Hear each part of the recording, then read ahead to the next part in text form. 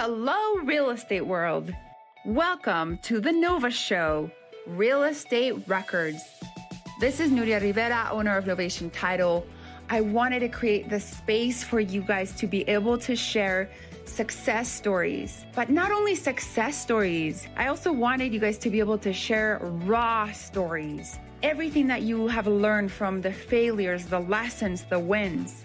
This is a space for our community to come together so that we can help each other rise to the next level. This is the space to be vulnerable, and this is the space for us to all be able to support each other in this real estate world.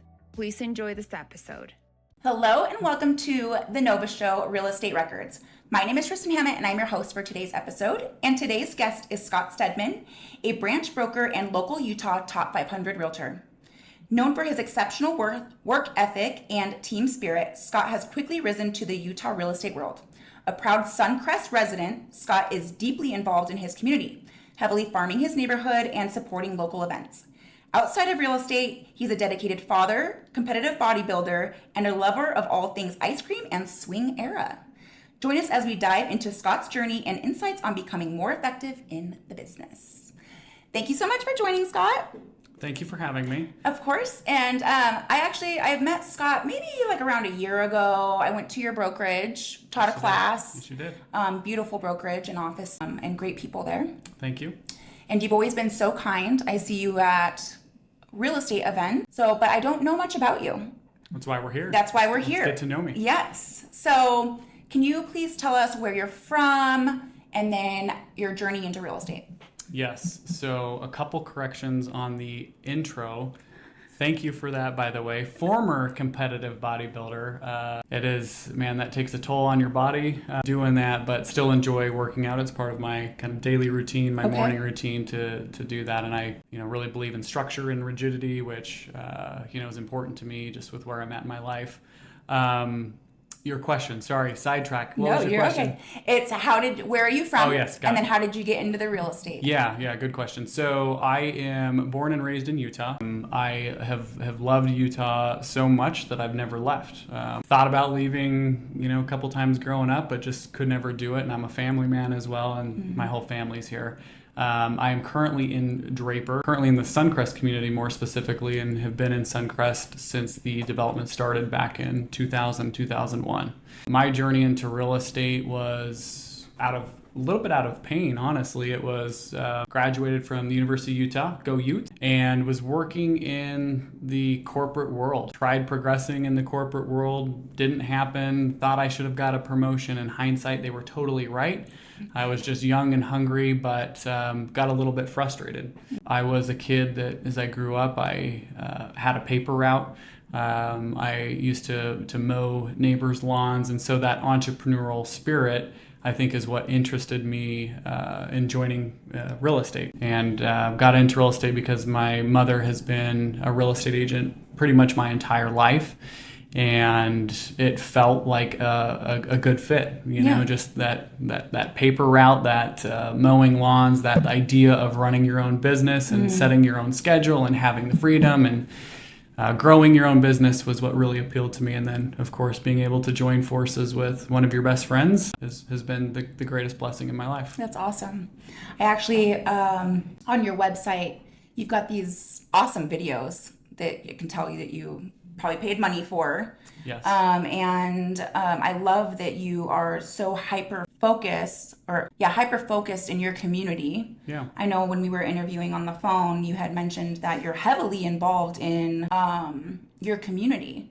And Suncrest, for those of you that aren't from Utah maybe listening, Suncrest is a beautiful community, like up on this kind of mountainous little hill, big hill, in Draper. So it's a beautiful area, awesome views.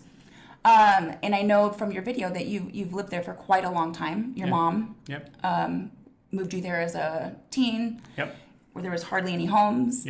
And now it's booming. Yes. Yeah. So, just to piggyback on what you're saying, Suncrest is a mountaintop community about 6,300 feet above sea level. And for perspective, the valley is about 5,000. So what that means is, you mentioned the views. Yes, we have beautiful views. You're in a mountain, so you have access to trails, hiking, biking, snowshoeing. The inversion is something that, especially in the winter months, that we hear a lot of people will call us on the phone, and you can, hear it in their voice, like, I'm asthmatic, and, is it true that Suncrest is really above the inversion? And the answer is, for the most part, yes. So we see a lot of people who become interested for its uniqueness, and not to knock on other areas, but it does have a different look and feel. But most importantly for me, it's the people that are so amazing. Just a great tight-knit community, and people that care deeply about one another, and then community events, a very vibrant and active homeowners association that does a lot, and we are there to support them and everything that they do, because for me, when you're buying a home, you're also buying into a community, you're buying into a lifestyle, and if I can help someone feel like they're a part of something bigger than their home, I care a lot about that. Yeah, absolutely. And I want to talk about a couple things. So your mom has been in real estate for a long time. You calling her old? No, I didn't say that. I said a really long time. But so I kind of remember this from our phone call. So she has worked with her SOI. Yes. Primarily, correct? Yeah. And I know you work with your SOI, but also you went into just heavily, I said, like, how have you gained the success? And you said it's been from being very involved in my community, like you were just mentioning. You said if the HOA asked me for money, sponsorships, you said I don't think I've ever said no. What made you want to go this hyper local route? Yeah, good question. I think that when you are a part of a community, you want to give back to that community. At least that's how it is for me. So why do we do? Well, you asked a couple questions there. So yes, at our brokerage, we believe that if you take care of people, people are going to take care of you. So whether or not someone is interested in our area, we don't only service the Suncrest area, we service, primarily Salt Lake and Utah County, but we're a very focused on our clients in delivering a very highly experiential process for them, which I think a lot of agents do focus on and do a pretty good job, but making sure that that process is fun, exciting, and they get the house that they want. And then specifically, for me, on focusing on Suncrest, if the HOA is ever listening to this, my cards are on the table, and you can get pretty much, within reason what you want out of me in terms of support, in terms of money, because it's about building something that is bigger than yourself. And going to the clubhouse and seeing a neighbor there, and then catching up on things that happened in their life, and then seeing them at the HOA event, and then seeing them out. And then if life takes them in a direction that they need to move out, hopefully we're considered at that point, because it's more than just, we sell real estate. We try to focus on selling an area and making them feel, again, like they're part of something bigger. And, how that started, I don't really know that there was a moment where we said, this is what we're going to do. I think that we just started getting involved, really felt better as a person, and giving back to the community. And as a byproduct, we don't give with the intention of going, well, because you came to this event that we sponsored, you now have to sell our house. Yeah. And if that's a byproduct of it, great. And if not, we can be friends. Yeah, absolutely. Yeah. We go to Suncrest probably once or twice a week to do the mountain bike trails. Oh, yeah. Yeah, there's so many different trail systems there. And then an awesome bike park down at the bottom. Yep. So it's worth checking out that community. It's beautiful. And I want to talk about, so being in this community, you're at a little bit of like a higher price level than other homes in the valley. So how do you navigate what are you seeing with buyers heading up into Suncrest? Like, what conversations are you having with somebody that would want to live there? Are you seeing like pushback from interest rates? Are you... Sure.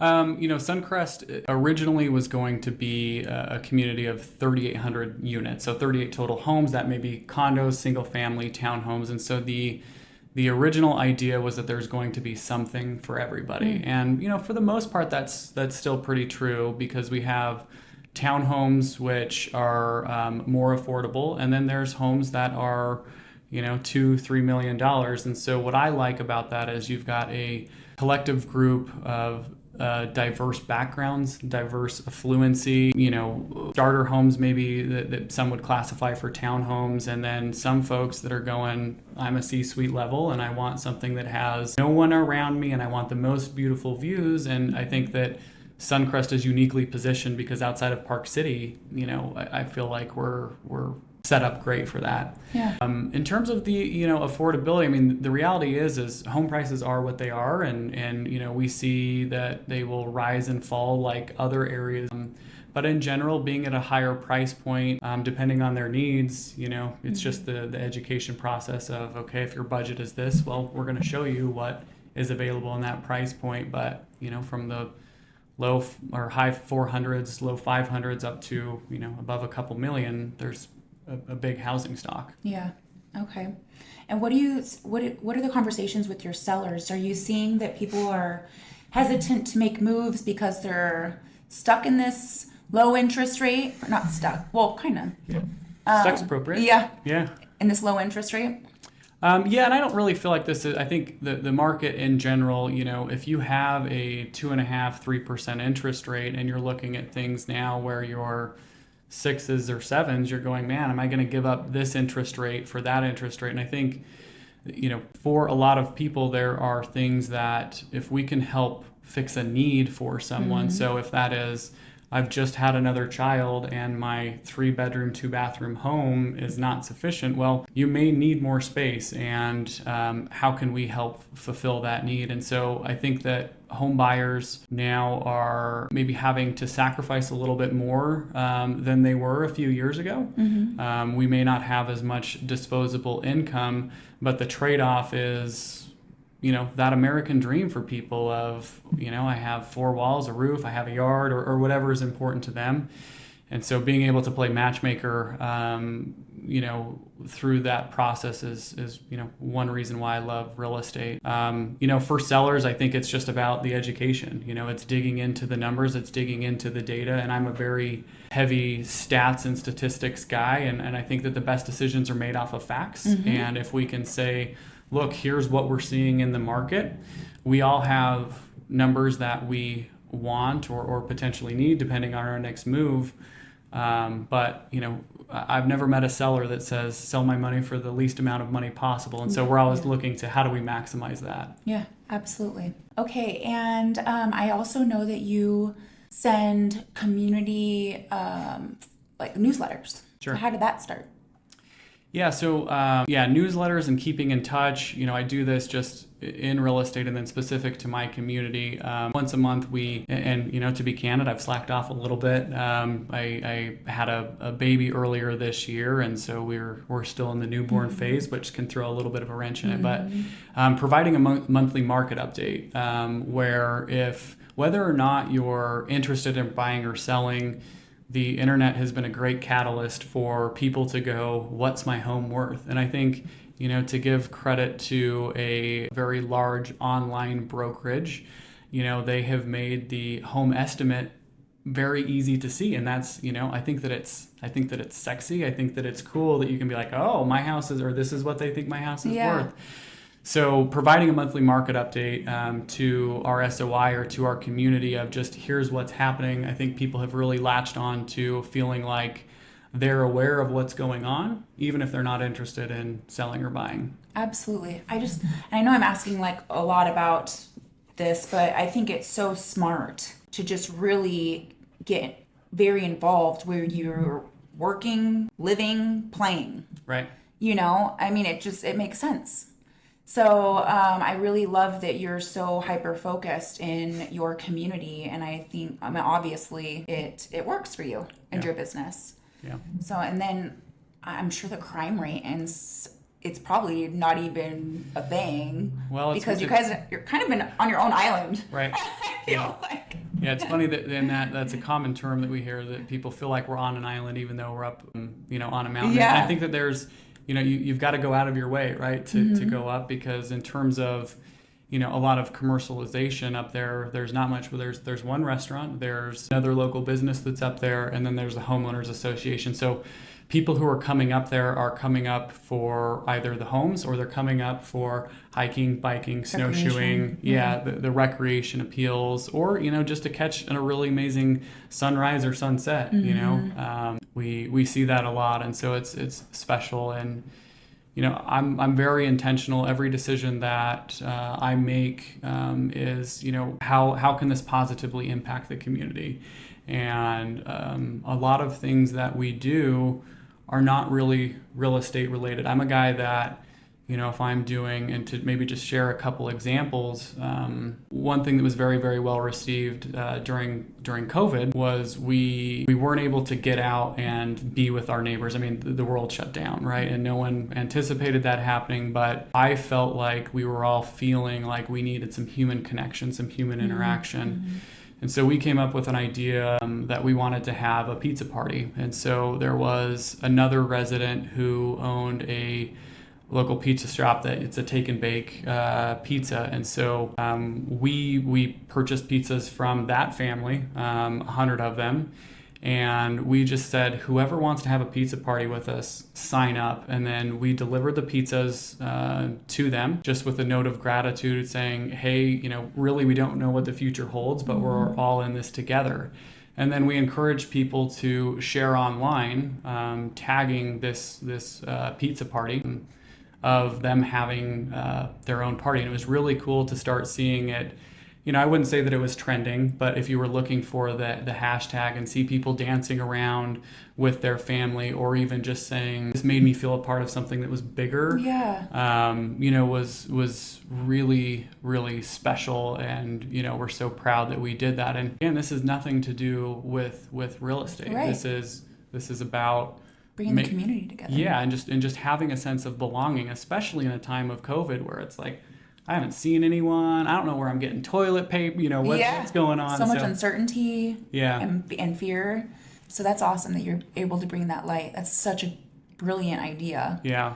And one idea that, I want to share openly with anyone that's watching that can positively impact your community is that as real estate agents, we see pie drives every year. And by pie drives, I mean, pie drives. Sorry, I'm thinking pizza pie and then pie. But Thanksgiving pies that people do, and they say, hey, I'm going to deliver a pie. Well, we took a different spin on it last year where we called it Pie It Forward. And what we did with Pie It Forward is we had neighbors sign up to give a pie to their neighbor. And the catch is that it was anonymous, and you were to write a message to your neighbor of what you appreciate about your neighbor.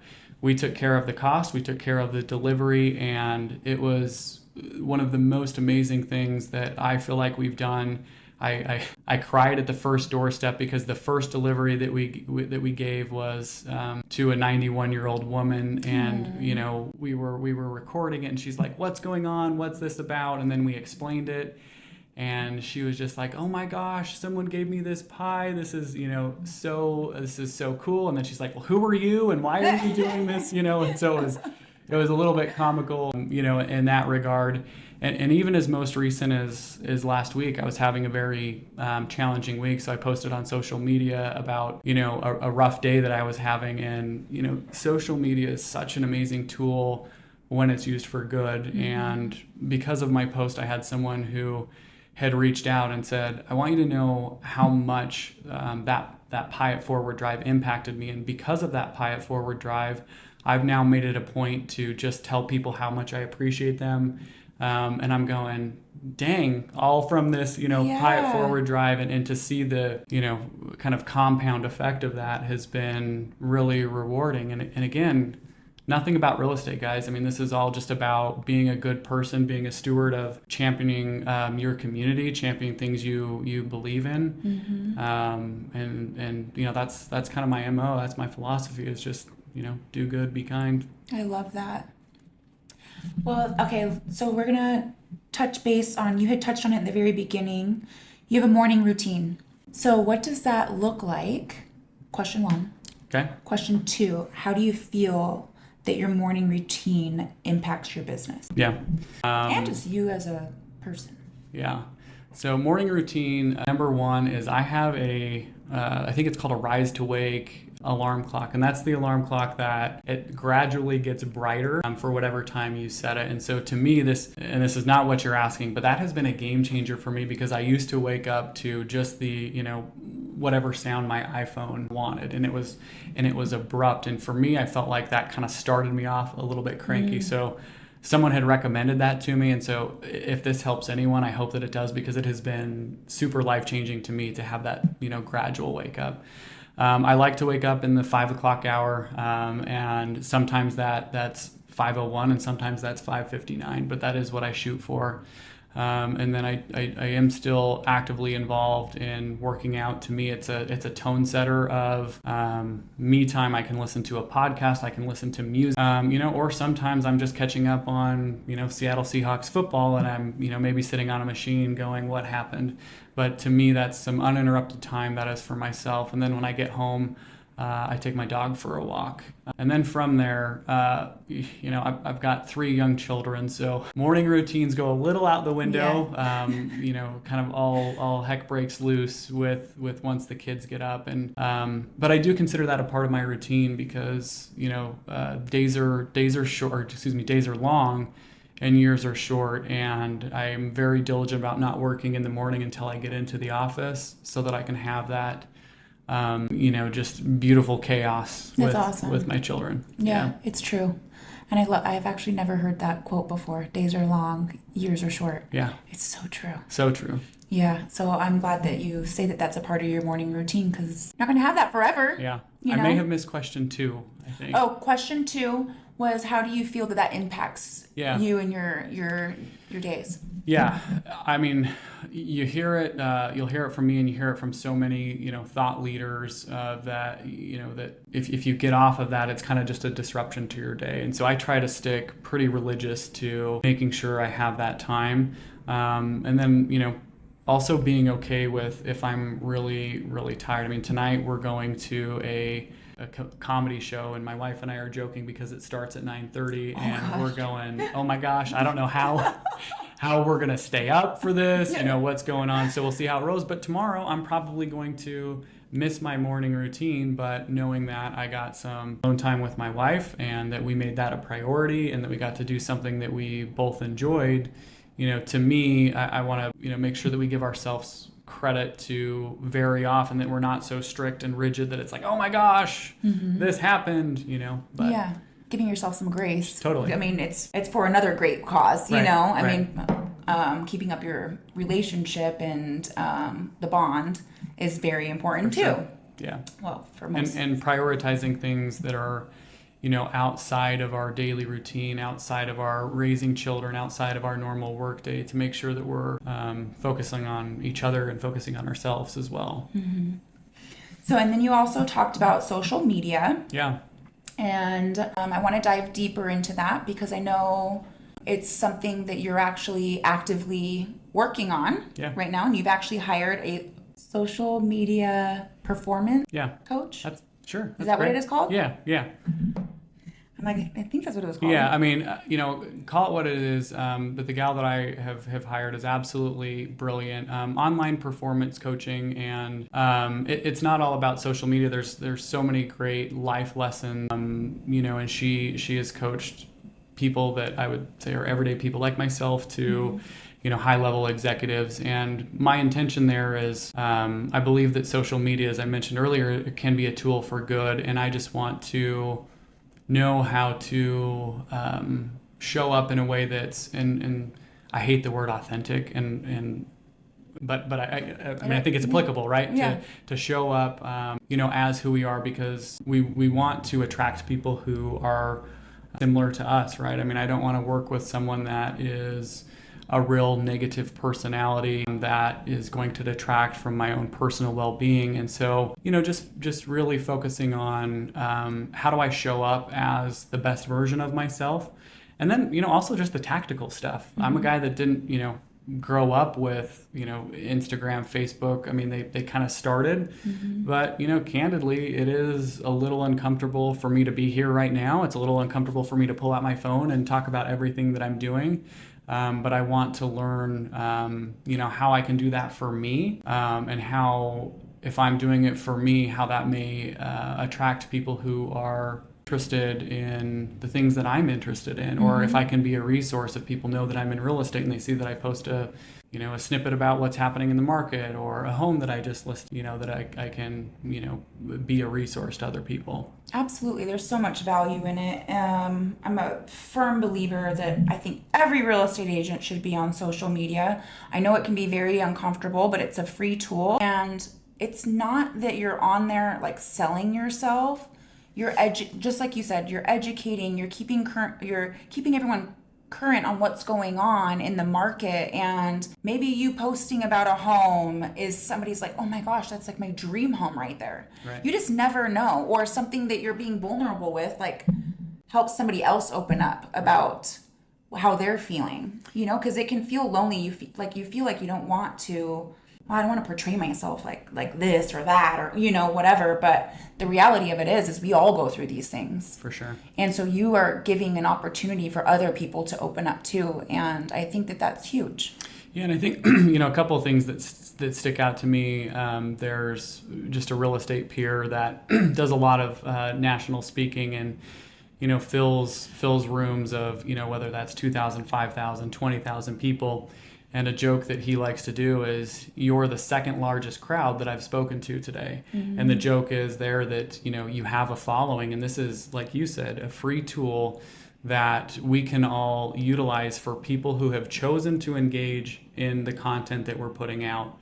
And again, I'm working on making sure that I'm not putting out any content that the intention is not that I'm making this for someone else. I'm making this for me because I'm into it. I'm making this for me because it's been helpful to me. And if, again, that can be helpful to other people. And, also making sure that we're not focusing on what my online performance coach would tell me is, the vanity metrics, right? If I post something and I get 100 likes and that, is a product of it, great. But if I have a couple of people who reach out and say, you shared this and that really changed how I did A, B, or C, like, those kind of things for me are needle moving. And to know that I had that impact because I took 1 minute to grab my phone and do this, or if it's a professional video like what we're doing right now. I mean, I don't think it matters, but I think what's important is to focus on things that are important to you, and using this is a tool to help others. As a branch broker, what are some challenges that you face in your day in and day out? Yeah. Real estate is the most beautiful industry because it is a career that people can get into and be wildly successful very, very quickly. On the other hand, you can really, really struggle with, how do I get clients? How do I grow my business? And so, what I'm working on is how do we establish the right behavior for our agents? And for me, I think having systems and processes and structure in place, because for the most part, a lot of models don't offer that support. You can get into real estate, but then it's like, okay, now what? I got my license, now what? Right? And so I think it's, step one is showing up and being committed. And for anyone who's interested in getting into real estate, most brokerages are not going to hold your hand if you're not there at 9 a.m. Whereas, a typical 9-to-5 job, if you don't clock in, you're not getting paid for that. And real estate's the same way. Like, you've got to show up, you've got to put in the effort, you've got to learn. And there's so many mentorship opportunities. There's so many different structures that at our brokerage that we have that can, make people successful. So, what I'm focusing on is making sure that the right systems are in place so that they can be successful. Okay. And what does you can just give us like a generalization, but like, what does your a system look like for you? Yeah, so I'm a big fan of a program called Ninja Selling. Am I allowed to say? Yeah. Okay. Ninja Selling. And Ninja Selling is how to have a process for if I get a seller or a buyer. It's what does that process look like? So I'm going to talk right now. Buyers are a big thing in our industry right now. There is so much that's going on, and for a long period of time, the multiple listing service and the way that the structure was set up is that we had a blanket unilateral offer of compensation that whether I'm a brand new agent with zero experience or I'm a 40-year veteran with thousands of deals, the compensation was offered to both agents. And what we're seeing now is that offer of compensation may not be as transparent as it once was. And so we're really refining our buyer process to go, look, one, you can't just meet people at the doorstep anymore. You have to have a written buyer agency agreement before you show a home.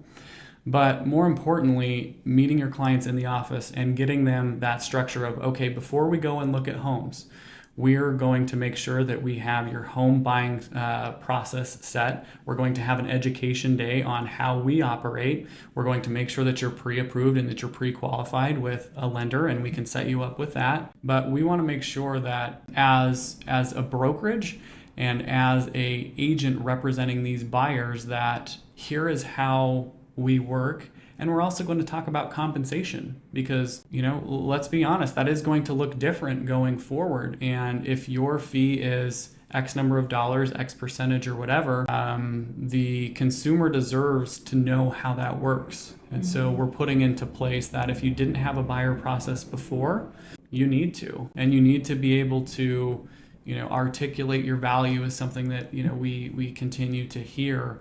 And it's so true, especially now with the changes that are coming in August. Yes. Thank you so much for diving deeper into that. And have you done buyer presentations or seller presentations or both or neither? Or? Yeah, I think that historically the buyer presentation was neglected. We and when I say we, I mean the industry. We would run to meet with sellers and we would say, and I'm going to do A, B, C, D, and here's all the things that I'm going to do for you. And I think as an industry, we have missed the mark on what we do for buyers. And that can look different. Some are, I'll just pick on a few things that I've heard now. They're offering handyman credits. They're offering to pay for the home inspection. They're offering to do maybe some lifestyle photo shoots after they buy the home as, reasons. And I'm not saying I agree or disagree with any of these, but now we're having to kind of revamp what services do we provide for a buyer. So for me in my process, no, I always had a process in place that is, if you want to work with me as a buyer, here's what we're going to do. And that all started with coming into my office, seeing that I have an office. It's very important to me that it's not, signing a buyer agency contract on the hood of the car. I believe that, as an industry, we are very professional. We want people to have a good experience. And I think that a lot of us got into a habit of just, you want to see this house? Sure, I'll meet you there in 20 minutes when I don't even know who you are. Is this safe? Yeah. Am I comfortable? What's your background? And to not have those things, these changes are good, for the most part. Yeah. Yeah. Okay. All right. So that's your view on it. There was so much freaking out when this whole thing started. I remember where I was, and I was with a bunch of agents, and their emails were blowing up, brokers' phones were blowing up, and I think uncertainty, that was a shock. I think very few people know that the NAR settlement was happening, and then we all kind of got the same email at the same time, and I think it's okay to go, what does this mean? And, I remember being upset at first and being like, oh my gosh, I totally disagree with this. And why is this happening? And why didn't I know?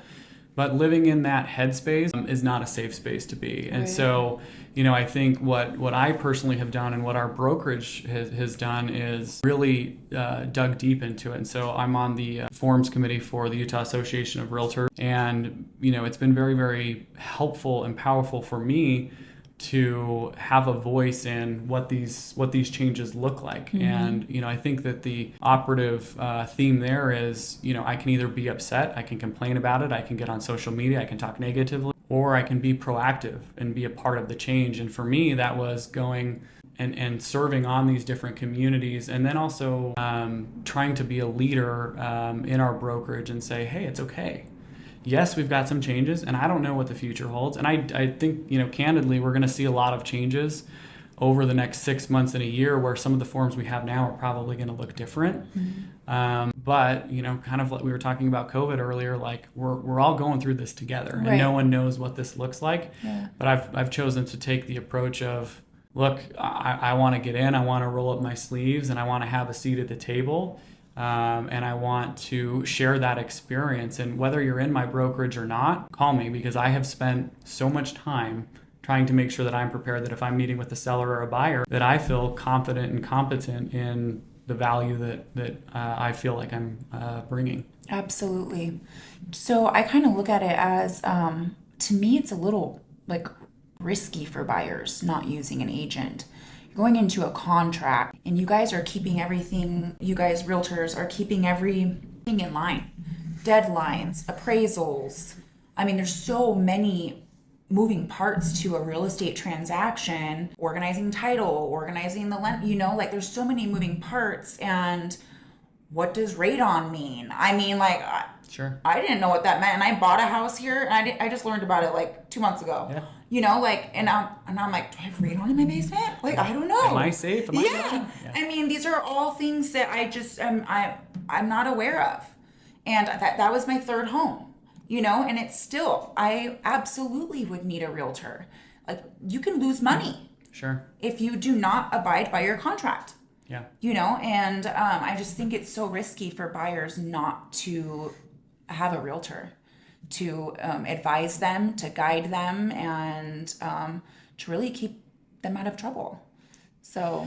Yeah, I mean, I think, look, you were never required to use a buyer's agent. Never have been. You never will be. And I think what we'll see a little bit more of now is maybe some just misconceptions of, oh, now we don't need a buyer's agent. And talking to a realtor, obviously I believe in the profession. And if someone believes that my sole value is opening up a door, then they've just got a in my opinion, an incorrect view. So for me, that education process is going back to that consultation and saying, look, here are all the services that we provide.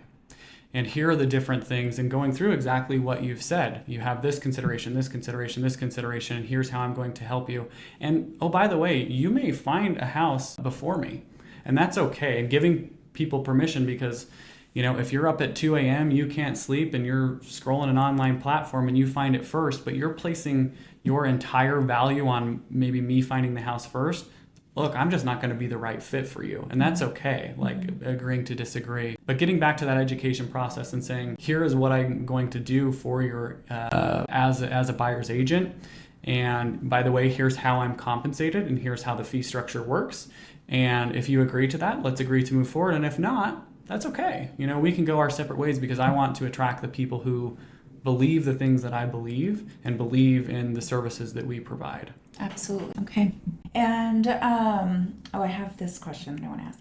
You describe yourself as a fact finder and data checker. How do these traits play a role in your day-to-day real estate work? Yeah. So as I said earlier, I believe that the best decisions are made off of facts and data. And so, as an advisor to sellers or buyers, I've really tried to hone my skill set on utilizing the tools that are available from our local multiple listing service. I think that they do a great job at giving agents the tool, but you've got to really dig in to use that.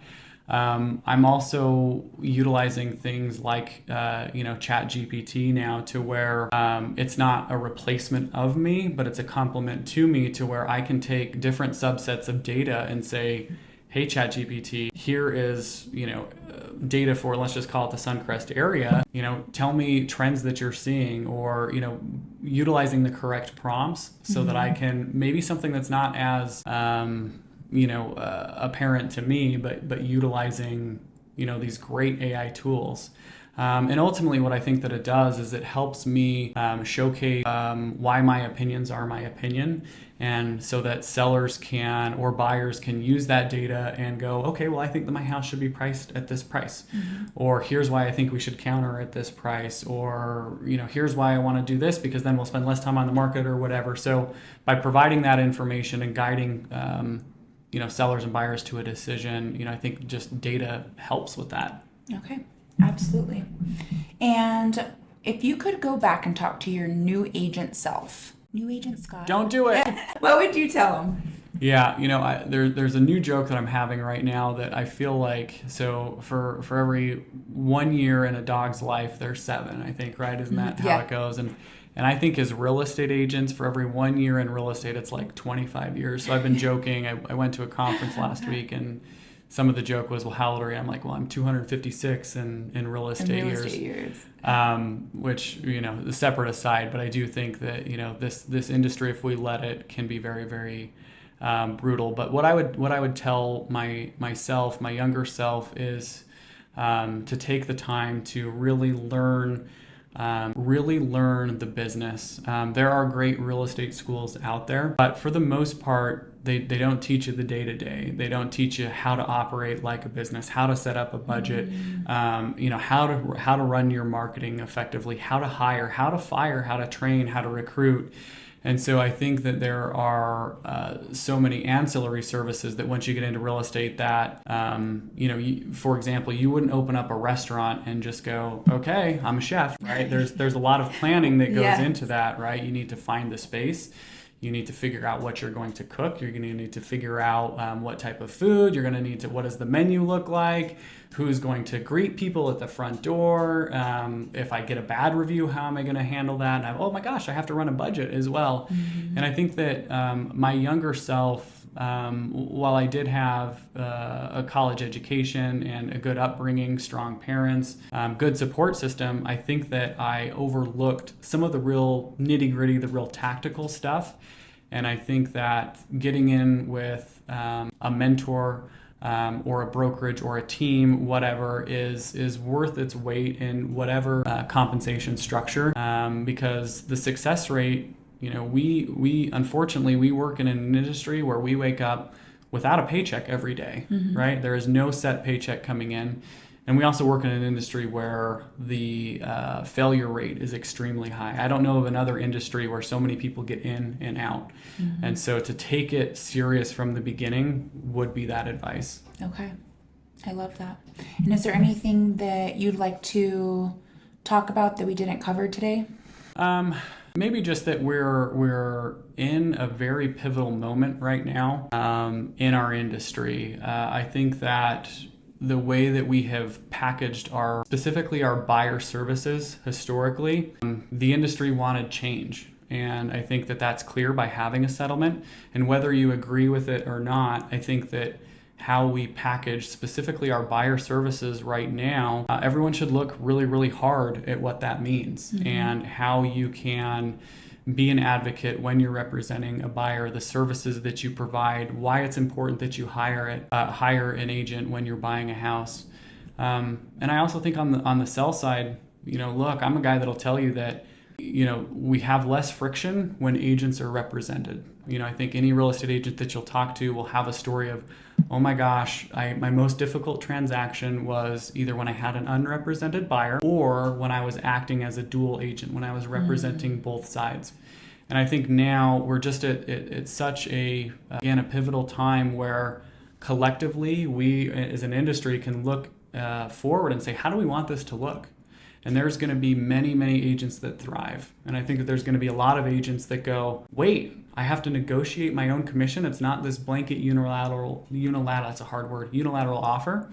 And so I think, now is the time, and embrace it and be excited about it, because this is fun. This is exciting. And it's an opportunity for everyone. And we're all doing it right now. Yeah.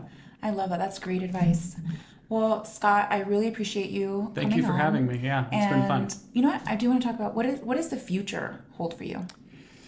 The future holds for me is, right now I am focused on raising my family. That's always going to be the most important thing for me. So I'm continuing to refine boundary setting, time blocking, and I'm working through that. This year was all about intention for me, and I want to fulfill those. The future in real estate for me is, I'm a guy that believes that 6 months from now I'm going to be better than I am today, and looking for, how has the first 6 months of these settlement changes affected me, and how have they affected my buyers, how have they affected my sellers, what have we learned, and just having that continuous improvement, that forward mindset of continuing to get better. So the future for me, I think, is just continuing to refine systems, continuing to deliver the best possible experience that I can, continuing to believe in the value that realtors provide to their clients. This year has been very challenging. Realtors are overpaid, they're underworked, they don't do anything, they open up a door. And if that's your perception, then I think you've probably got bad service in the past. Yeah. And I'm not perfect. I'm not for everyone. And just continuing to learn from my own journey, my own experience, and then collectively working with the Realtor Association to, continue to rise the level of professionalism in the industry. Absolutely. I feel like if an agent isn't so clear on their value, if they're not so great at their objection handlers, because you are going to get objections out there of why they need you, and or I don't want to pay you this much, or whatever it is. You have to be so clear on your worth and what the value that you do bring. I mean, I couldn't imagine a life without realtors, honestly. Yeah, I mean. Yeah, and knowing what your value is, and then also knowing when to walk away. I recently had an appointment with a seller, and he said, I just want you to know that we've interviewed some other agents, and your fee is the highest that we've heard. And we kind of both looked at each other, and he said, but I know that you're worth it, and I'm comfortable working with you. And so wow. The feeling for me was just, whatever your fee is your fee, and sticking to that and believing in the service that you provide. And also being okay with, if I didn't get that opportunity right. because it was the fee structure, well, I feel like I'm doing a disservice if I say it's one fee for you and one fee for you and one fee for you and one fee for you. Like, I think that's a recipe for disaster, because imagine getting all of those people into the same room and then going, well, Scott only charged me this. Yep, Scott charged me this. Well, he charged me this. Well, he gave you this experience, and he gave you this gift, and you did this. Like, yeah. I just don't think that that's a way that anyone should run their business. So smart. Such great advice. Yeah. All right. Well, thank you so much for joining us today, thank Scott. You for having me. And I appreciate it. I appreciate you saying yes. I will just want to maybe end with, if I can be helpful to anyone, whether you're inside my brokerage, outside of my brokerage, not in the real estate industry, I am in a phase of my life where everything that I have is an open book. I think that, the more I help others, the better I feel as a person. And I feel like that attracts other like-minded people. And I think that we, rising tides float all boats, kind of a thing. I love it. Or whatever the saying is. It sounded right. Yeah. It's a little good nugget there. So thank you, Scott. And I appreciate you. Yeah, thank you. Okay. We hope you enjoyed this episode. Please rate us, like us, and share this podcast with our real estate community. The Nova Show Real Estate Record, sharing raw stories of real estate, failures, lessons, wins, and successes. This is all from Novation Title, bringing a different experience into your world so that we can all uplift each other. Until next time.